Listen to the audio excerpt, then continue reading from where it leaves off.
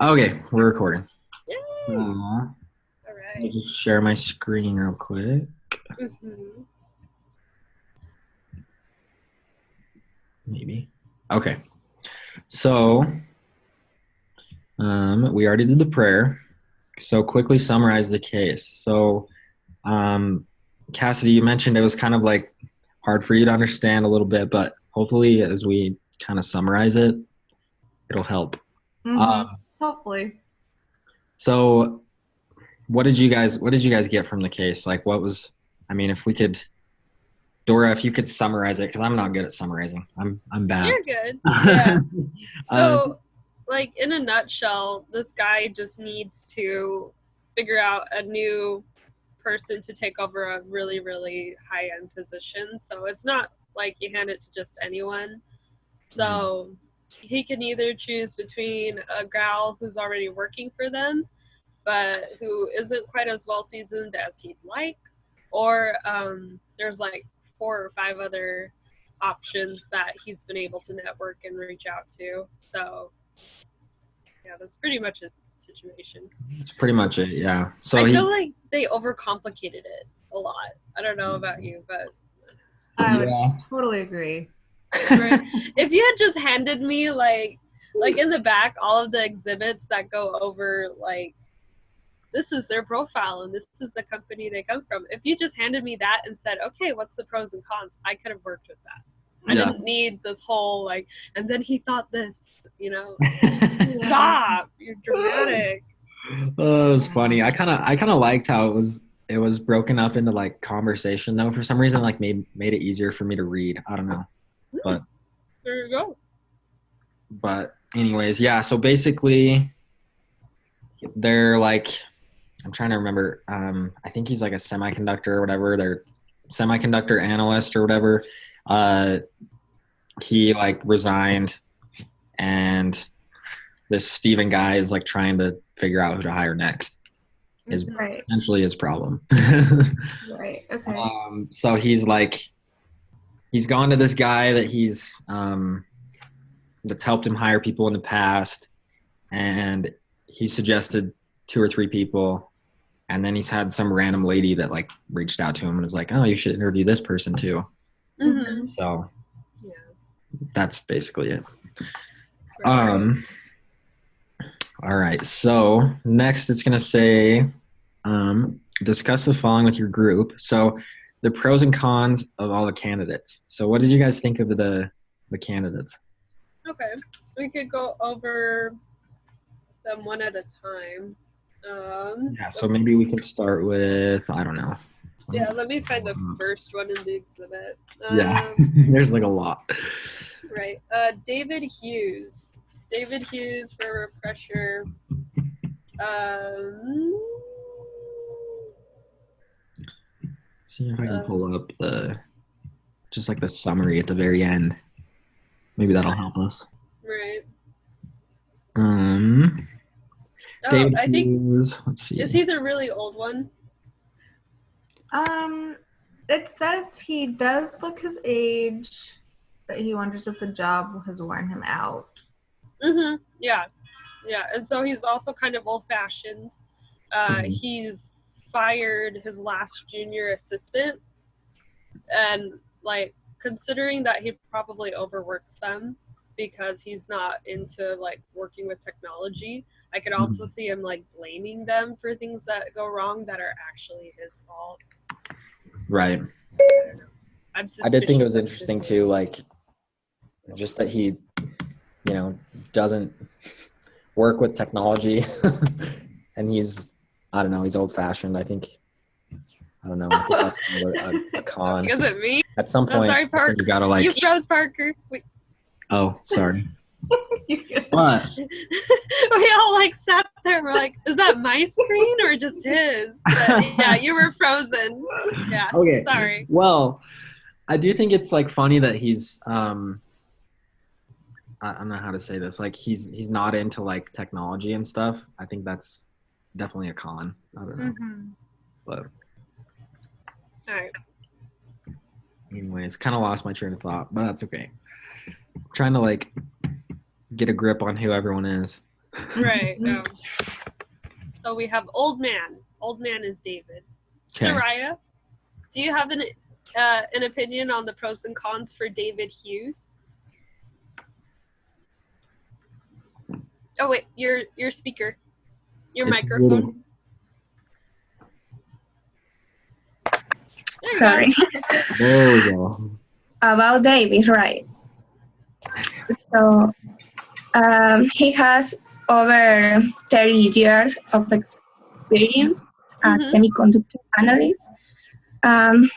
He's older.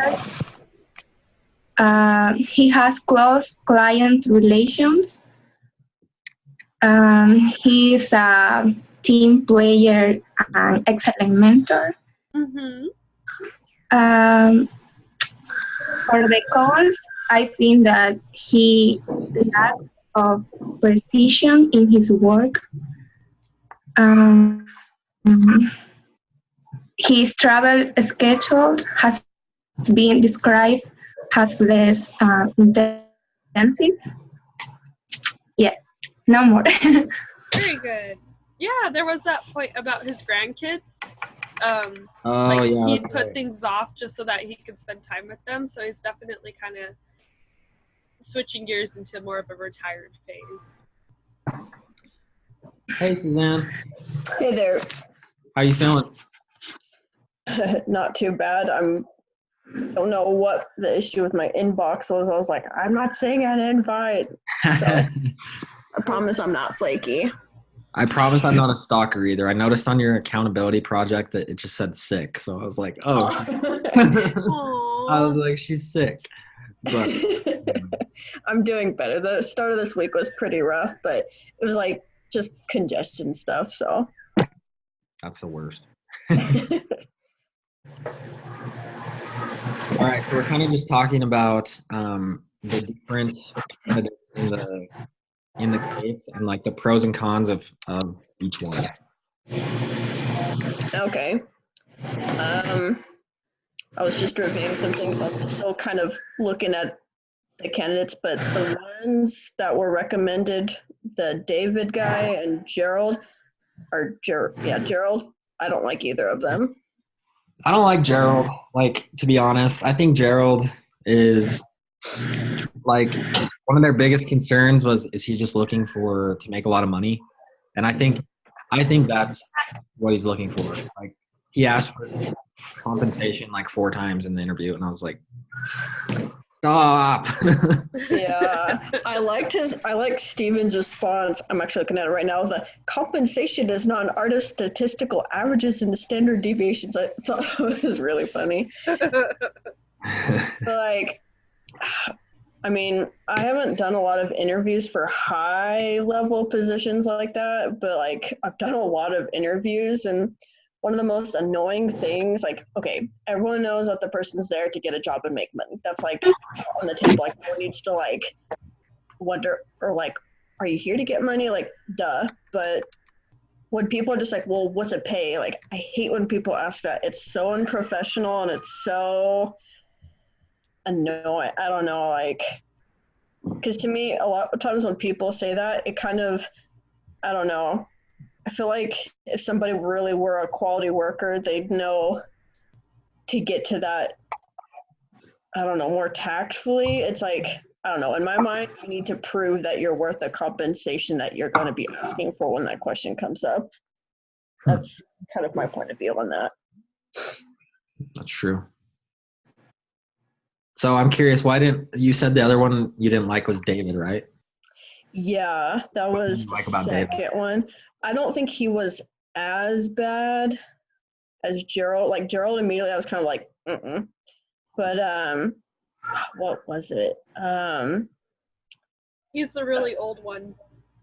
Yeah, he seemed a little set in his ways. Like, I mean, for someone who's going to be like in a senior position, then like, yeah, I think it's anticipated that they're going to have a little more control over their group and stuff. But there was something specifically that was kind of weird. What was it?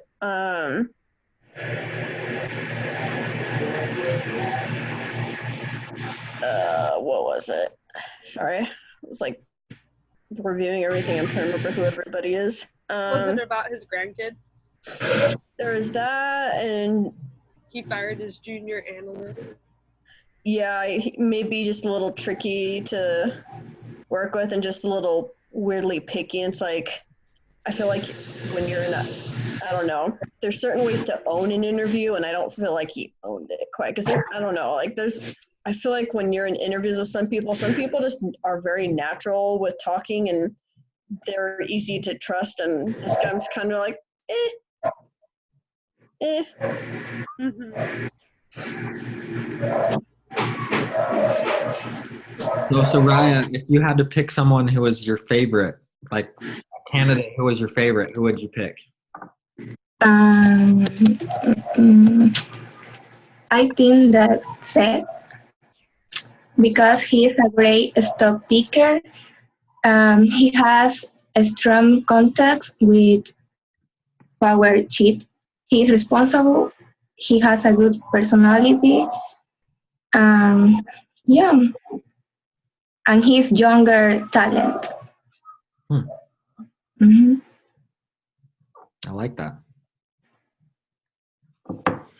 Dora, what did you think about? I'm trying to think. What did you think about Sonia? What did you guys think about Sonia?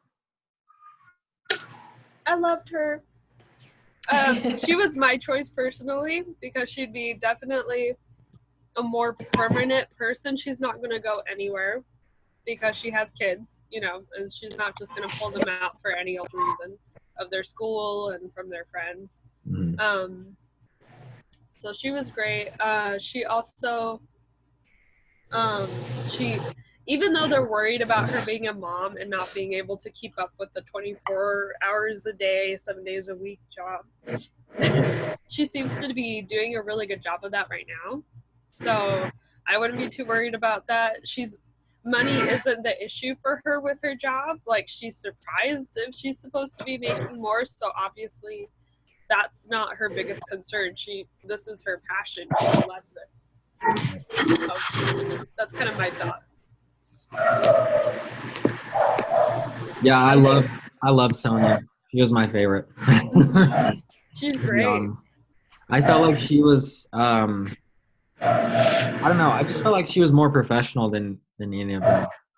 Like Seth was good, but I felt like Seth was like, I felt like he was more about self rather than like a team dynamic kind of thing. Sonia was like, one thing that really stuck out to me was like how Sonia asked, she's like, oh, like, I don't even know what analysts are making these days on Wall Street. Like, what's the expected salary? I was just like, oh, wow, that was, like a good way to ask it. I feel like she asked good questions. Like, she wanted to know where the company itself was going, because the first two guys were kind of like, well, what am I going to be? Oh, the first guy was like, what am I going to be making? The other one was just kind of almost seemed like he was having like a later life crisis. And I feel like she was asking questions about like, where's your company going? Because I would love to be a part of this. And just, she kind of inadvertently shared her own goals while learning what the company's goals were. And I think that's a huge thing. Like, it sounded like she wanted to learn like what the company's vision was, and I think that says a lot about a potential employee. I like that. So Cassidy, from what you could gather from the case, who would you like the best, and like, I guess who would you hire? Is my question. Well, I guess like, just from what I kind of understood, I don't know her name, and I can't find it. I was looking for it. But I kind of liked, out of the people that he interviewed, I liked Sonia. Mm-hmm. But then I also think that he should look a little bit more at the girl who he already has. I can't remember her name. I think her name's like Rena or something. Yeah. I don't know. I guess just, I just feel like you should give, because she's already there. She knows the company. She's worked with everybody. I think that she should be given a shot. I mean, she's kind of taken care of the accounts in the meantime anyways. So I think that they should maybe look a little bit more at her. I don't think they talked about her that much though, besides a little bit. They didn't go in as much depth, but I guess I just always root for the dogs. I don't know. Like I just think that they should give her a chance to kind of shine. You know.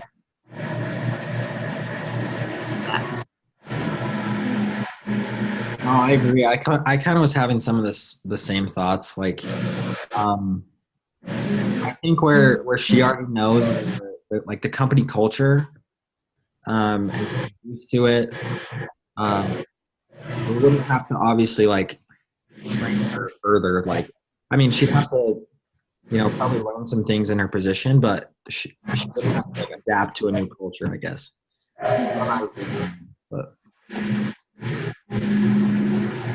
One of the first things I thought of when they were talking about like what are we going to do was kind of like, well, a lot of times hiring someone who's already familiar with their company culture I think is one of the better options, because company culture is a real thing, and sometimes like bringing new people is just kind of it's a culture shock and for everybody, and some people don't fit in. But with some of the mixed reviews of her being kind of maybe unassertive or just not super driven in some areas, like rather than making it seem like she had like a temporary promotion and then got back to being demoted, I would maybe consider offering her like either a higher level position kind of within the range she's at now, or kind of prepare her for something else maybe in their little industry or team, just because it seems like she does work really well already.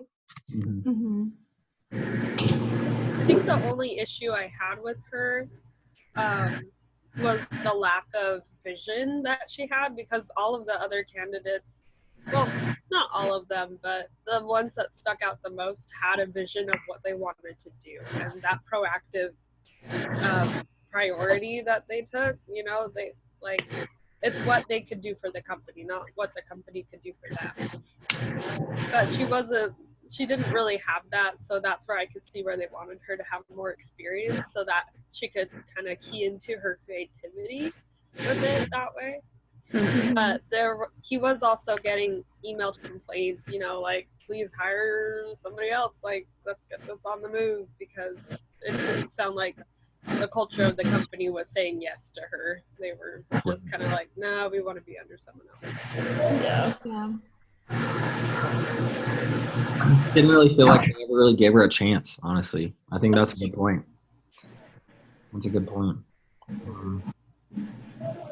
I think it's interesting how, well, I don't know. I guess that's kind of the purpose of this assignment. Like the purpose of the case study is to decide who you're going to hire. But I think it's interesting how they all have positive and negative with them. Like there's always risk associated with someone. There's not like one perfect candidate. This is the right person. They have baggage that they carry, and I think that's interesting. It's really like an analysis of like what things are you willing to tolerate and what things are like must-haves, kind of, because you can have super qualified people but they're absolutely intolerable to be a team member with. Yeah. Okay, so one of the questions it wants us to, or one of the conclusions it wants us to make is to decide as a group who we would hire, and why we would hire them. So if we had to hire one of the four candidates, who would we hire, we think? Sonia? Yeah, I think everybody likes Sonia. We're pretty even across the board.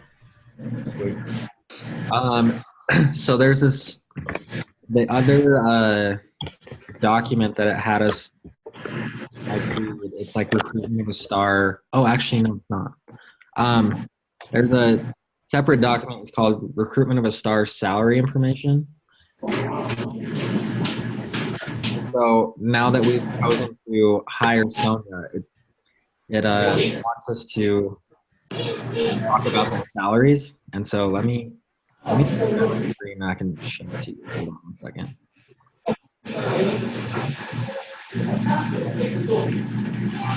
So it's this one right here. It's like this small window right here. So these are their salaries. So David makes 1.3 million, or actually no, his current salary is this, and then this would be their salary. I thought that was interesting.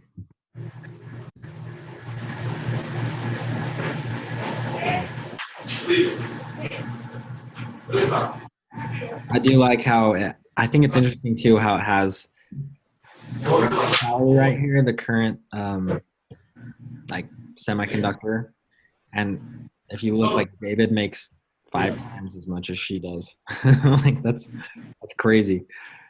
So I let's see here. What else does it want us to talk about?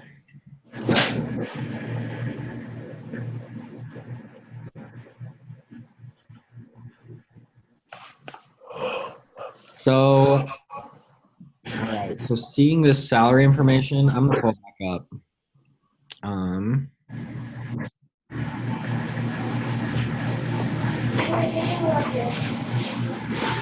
Okay. So, with this salary information, would we still want to hire Sonia?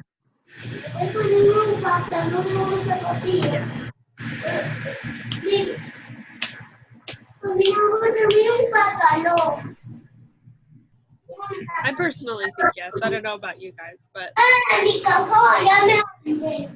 I think so too. I mean, she's pretty cheap, to be honest. I mean, $400,000 is a lot of money, but or 700,000 would be her new salary. But compared to like David, the old dude, I wouldn't pay him freaking $1.5 million. No way. He's too old for that. Like, I want something like current. 1.5 million is a lot to pay for someone you're not really sure about how you feel. or how long he'll be there. Like, I think too, like when they talked about how Sonia was an up and comer, and so I think if she really is like gonna be a great like add to the team, to get her for only $700,000 is not that much money in the long run. So, and she's happy with that. right.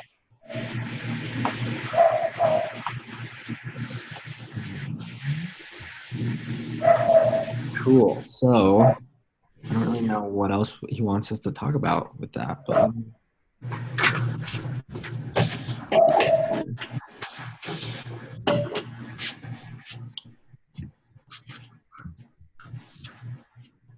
man, I'm really good at this.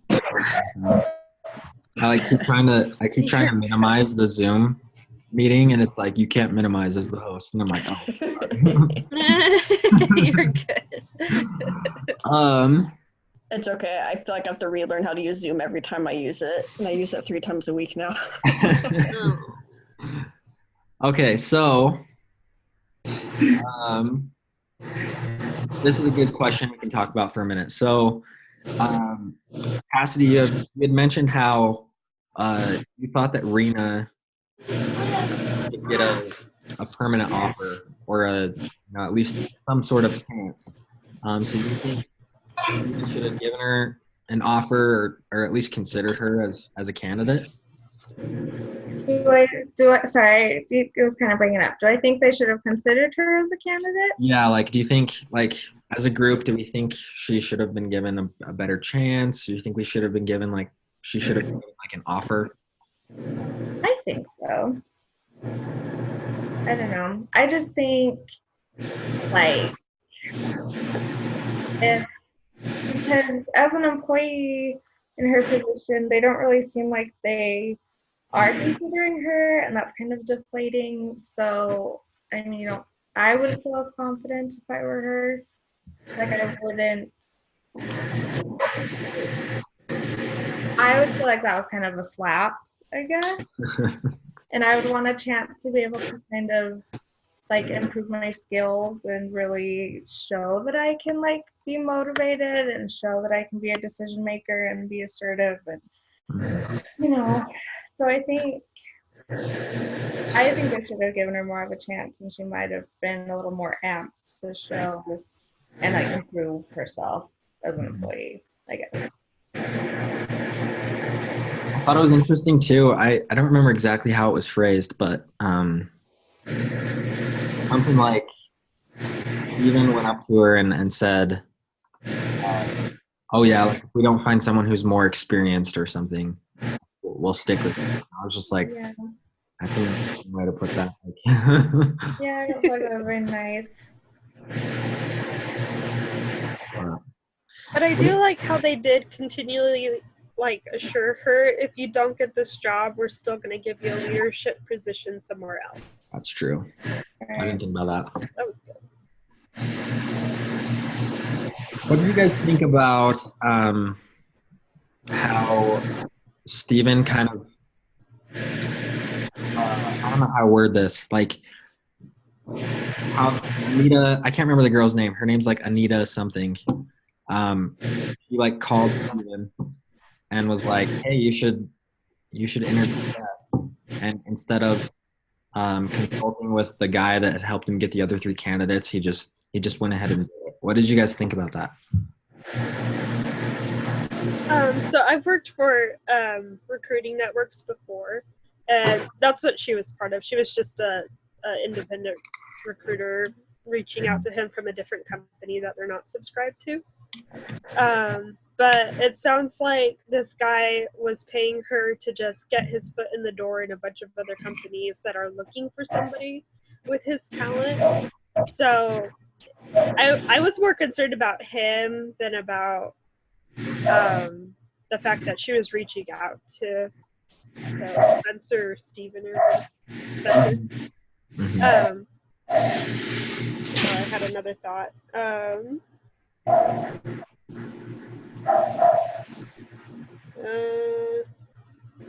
But I thought it was curious how he didn't go to his original recruiter guy and ask him why he didn't bring this guy's name up. That would have been a good question. And he even considered that too, like, oh, I wonder why. I mean, I'm sure it probably slipped his mind as he's like running about, but I don't know. That would have been a good question, just because. Mm-hmm. Especially because I feel like, in their initial meeting to figure out who to target, the recruiter guy, he like put all this criteria in his computer and came up with like all these results of people he could, go after. And Seth wasn't one of them, obviously. Like he wasn't in the initial report from that recruiter. So I don't know. It's curious. Honestly, Seth made me a bit nervous. Like if I was putting myself into the main boss dude's shoes, like just how pushy he was. I mean, he does have a lot of drive and potential, but I felt like if you did hire him, he'd be gone just as fast as Peter was, because he's all like, I have all this potential, I need to go somewhere. And so he'd just be so ambitious that he'd just take every next step that he could, whether it was with your company or not.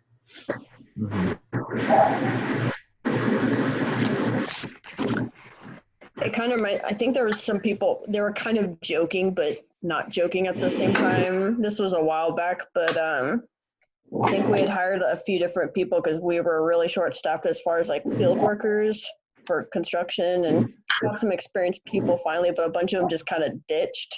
I mean, didn't even give notice. They just disappeared with some of our field cards. Which we shut off, of course, promptly. But, you get people like that, and someone kind of cracked the joke. You get someone who gets an offer for 75 cents more an hour, and they just take off and don't even let you know.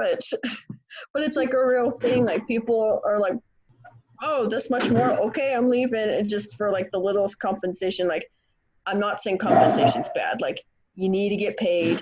you need to make a good wage and you want to grow, and sometimes some companies don't really offer that growth, but I feel like Seth was kind of what I refer to as a lily patter, just kind of hopping one place. I don't know. I think he took himself a little too seriously and kind of had this invincible sense of self, because people do have that where they're like, well, my work is always okay. You can ask anybody else, but I don't know. I've seen that a lot too, and it sounds super dumb, but it's a real characteristic. Like people, like the guy we were letting go one time, and he was like, "Man, why do you have to do that? You can ask any of the guys. My work's good." But it's like, then why would we fire you? Like, it's not a racist thing because the majority of ethnic groups here are the same as you, so it's not that. It's definitely not a gender issue. So I don't know. I don't know. I think people have this false sense of invincibility or perfection in their work, and I think Seth kind of had that a little bit. So. Yeah, it just kind of raised some red flags for me. I was like, he just kind of seemed like a mini. I think the guy's name's Gerald. I remember the second guy, the one that like switched companies all the time. Kind of seemed, because he was like, "Oh, I've been with this company for like I started there, and now they don't appreciate me, and so I want to go like with a new firm." You know? I love that. Yeah. They kept on playing the lack of appreciation card. They're all like, I don't even have my own assistant. Like, we have to share ours. I'm like, okay. If you were so awesome, I think you could have handled it better. Yeah, it was funny. Whiny. Yeah. Well, and he even was like, "Yeah, like, I think going to RHS or something, or HRS or something, going to your guys' firm will like help me get a higher ranking in like magazine or whatever." And I was just like, "Bro, like, it's like, it doesn't matter anyways." And if he's gonna like want it, I don't know. If he's losing loyalty to one company, he's probably gonna do it again. So Yeah. I don't know.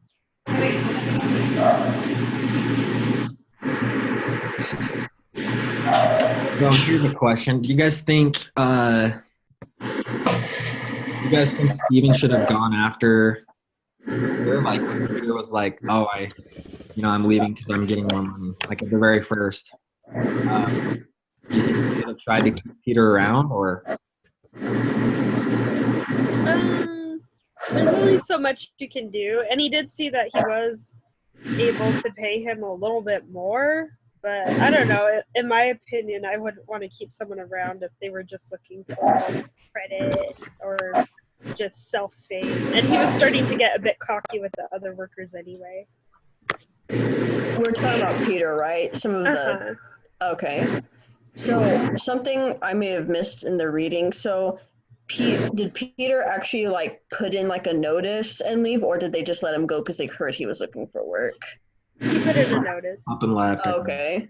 Did he? I thought he put in a notice. Okay.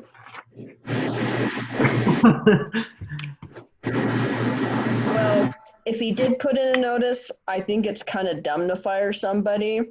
And this is going to sound weird, but if people quit themselves and you kind of don't have a hand in their leaving or whatever, if they're quitting for another job, that looks better when they try to file for unemployment for the company. Like, it looks better for the company if the employee tries to file for unemployment, because you can say, well, they quit because they got another job. It's not our fault that he's unemployed, And that sounds devious maybe, but that has happened too. So you get some weird stuff when people are looking for jobs or kind of looking for jobs. So, I mean, I don't think Peter's that type of person, but I don't know. To boot somebody out as they're already getting ready to leave is dumb in my mind, but if he's looking for jobs or talking about it, then I think a frank interview would be like, okay, are you not happy here? Because if there's something we need to resolve. I think it's kind of one of those things, but if he's being annoying about it, then maybe letting him go would have been okay.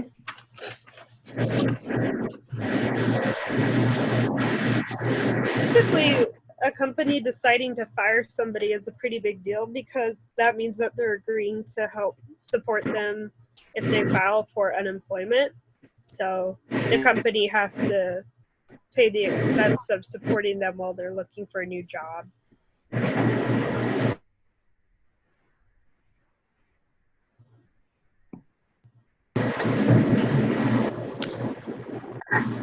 Yeah, I don't know. It's interesting.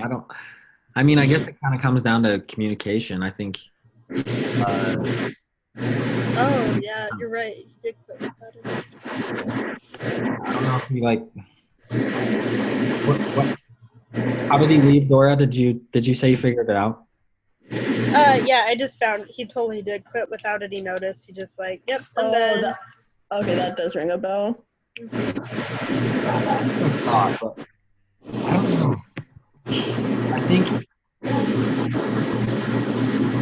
I don't know. I think there's only so much you can do for somebody. Like, he was already causing problems.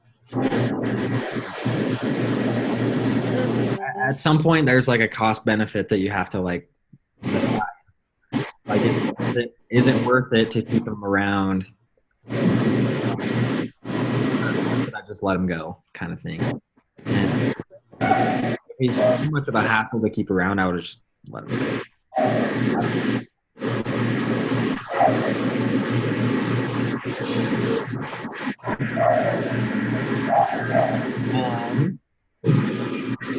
Let's see. Okay, so one of the questions it has on here, it says, does performance at one firm guarantee high performance at another firm? So, high performance at one firm guarantee that you're going to be successful at another one. Could you repeat that? Yeah. Does high performance at one firm, so like previous success, you're going to be successful all the time, or like? I don't think so.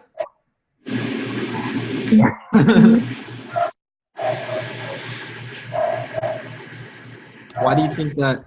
So if we say we don't think so, why do we think that is? If we're talking about the performance at one guaranteeing high performance at another, Right. well, I'm sure it's referring to people in a similar industry, but in a broad sense, a good office worker for data entry is not a guaranteed good business developer or accountant, for example. So I did staffing at the previous company, and I do like a lot of financial accounting now, but because I worked in one office environment does not guarantee that I would be good in another because of various reasons: company culture, personal standards. If I worked at a company with low standards and was okay with that, going to a company with high standards and high expectations of integrity, I probably wouldn't fit in because I liked being a sleazy employee, you know, at the other one. Or if I got hired kind of unethically at one company and got hired at another one, that does, I don't know. I think there's so many factors that go into a company culture, personal and different company ethics and standards, performance in one area. It's all sorts of stuff. So, I mean, it's a good indicator for things, but I wouldn't say guarantee. Right.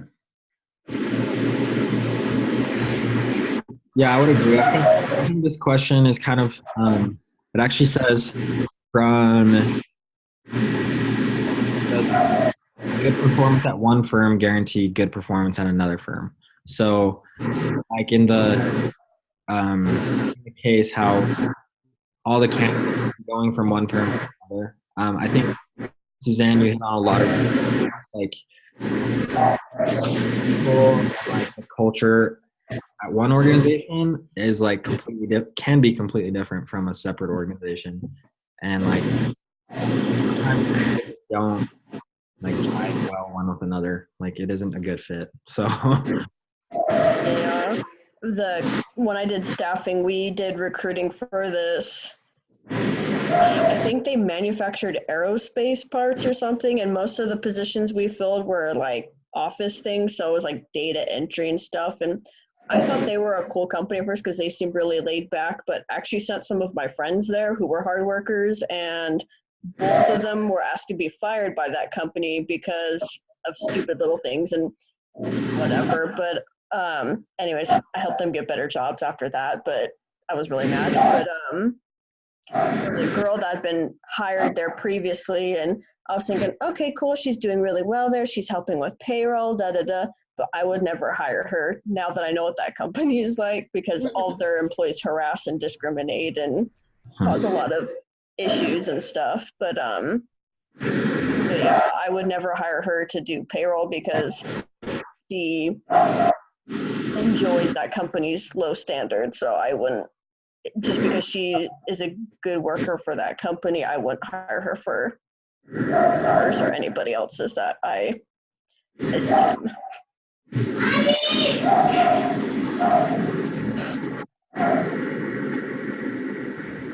yeah, I think at the end of the day, like I used to work in like human resources, so I used to do like hiring and stuff. I'm really glad that I'm not the person that like makes the final decision, because it would be really hard. I struggle with saying no to people, and like I would just want to hire everyone, like regardless of whether they're good or bad. I would just be like, yeah, I mean, you have this nice quality about you, so like sure, but it doesn't work that way. That's not how a successful business is built. I think that was a really difficult part as you were going through each person, but because each one, you could see how perfectly this job would fit into what they want. And you're like, yep, like that, we'd be a great fit. Like no matter what, the company would always be a great fit for them, but it's at the end of the day, it's, are you a good fit for the company? So what do you guys think? Do you think, well, without giving away too much about your paper, I don't want to know about that. But if you were, if you were like in a position to hire someone, would you hire them more based on like fit, or someone that's like, would you hire the person that's going to make you the most money, or the person that is going to fit better with the team?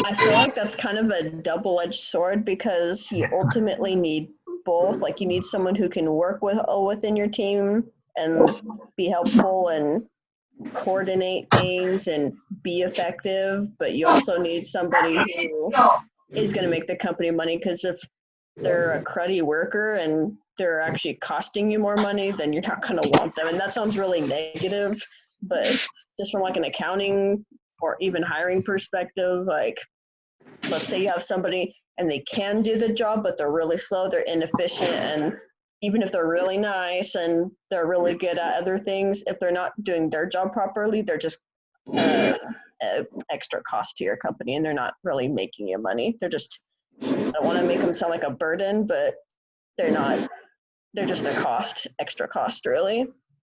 I like that.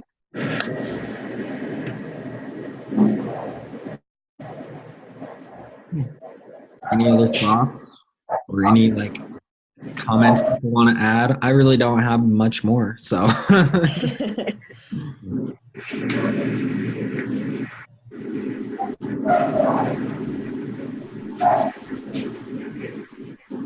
don't know. I think we've talked like the whole matter through, but yeah, I think it'd be okay if we wrapped it up, but that's just me. Sweet. I'm good with that. I mean, I still need to do my case study, so it was a good discussion. I still need to do mine. I'm like, no. Why? Yeah. I know, but it's all right. We got this. We got this. Yeah. So I'm going to stop the recording really quick.